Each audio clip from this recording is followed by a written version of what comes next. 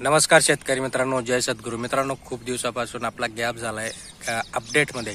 बघा, एक महत्त्वपूर्ण अपडेट असा आहे तो की शेतकऱ्यांसाठी आता 592 कोटी 34 लाख एवढा निधी आता शासनाकडून वाटप करण्यात येत आहे. तो वाटप कोणासाठी होतोय, काय आहे, अगदी थोडक्यात आपण जाणण्याचा प्रयत्न करणार आहोत. त्यामुळे शेवटपर्यंत बघा याच्यामध्ये काय आहे, जे 2022 साली 22, 23, 24 याच्यामध्ये पूर परिस्थिती आली होती. काही ठिकाणी शेतकऱ्यांसाठी अतिवृष्टी झाली होती, तर काही ठिकाणी शेतकऱ्यांना खूप काही मोठ्या प्रमाणामध्ये नुकसान झालं होतं आणि याच्यासाठी शासनाकडून वेळोवेळी ही मदत जाहीर झाली होती. पण शेतकऱ्यांच्या अकाउंटमध्ये पैसे अजून देखील डिपॉझिट करण्यात आलेले नव्हते आणि हेच पैसे आता शेतकऱ्यांच्या अकाउंटमध्ये डिपॉझिट करण्याला शासनाकडून मान्यता मिळाली.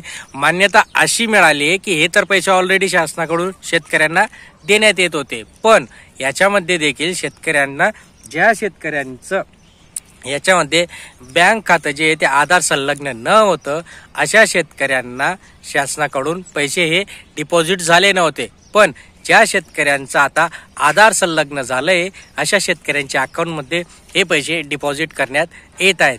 जर तुमचेही आधार संलग्न केलं नसेल तर लवकर करून घ्या. आपल्याला कळत नाही, आपल्याला वाटतं की आपलं जे अकाउंट आहे आपण ते आधारशी अपडेट केलंय, आधार संलग्न केलंय, पण ते आधार संलग्न झालेलं नसतं आणि म्हणूनच आपल्या अकाउंटमध्ये ते पैसे डिपॉझिट होत नाही. सो ते इन्शुअर करा आणि लवकरात लवकर जा, म्हणजे तुमच्या अकाउंटमध्ये देखील हे पैसे डिपॉझिट होतील.